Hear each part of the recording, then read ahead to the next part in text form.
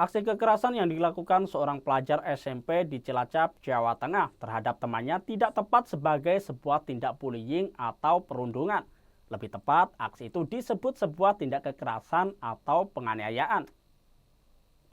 Hal itu diungkapkan pakar psikologi forensik Reza Indragiri Amriel. Ia menegaskan ketidaksetujuannya dengan istilah perundungan atau bullying dalam kasus tersebut.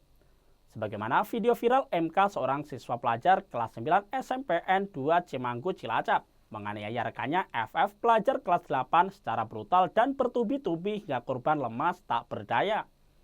Pelaku memukul, menendang, menginjak hingga menyeret tubuh korban.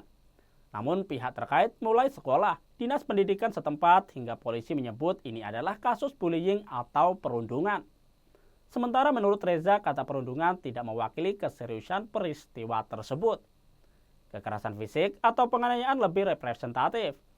Mengenai ancaman pidana bagi anak-anak yang melakukan kekerasan fisik, Reza mengkhawatirkan hal itu tidak cukup bikin jera si pelaku.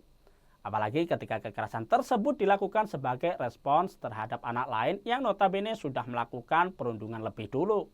Oleh karena itu, di samping litigasi juga dilakukan restoratif justice secara simultan. Adapun nilai tambah restoratif justice yang dimaksud Reza adalah pertama, pelaku lebih kapok sehingga tidak menjadi residivis. Kedua, jika korban berharap mendapat restitusi, peluangnya lebih tinggi. Ketiga, meredam perluasan konflik antar keluarga misalnya. Dan keempat, biaya proses penyelenggaraan restoratif justice lebih rendah ketimbang litigasi. Sisi lain, menurut Reza, kalau pelaku pindah-pindah sekolah karena melakukan perundungan, maka boleh jadi dia pada dasarnya sudah bisa disebut sebagai residivis. Penyebutan itu perhitungannya berdasarkan reoffense atau pengulangan tindak pidana, bukan re-entry keluar masuk lapas. Reoffense yang tidak menjadi kasus hukum. Jangan lupa follow, like, dan subscribe sosial media Tribun Jateng.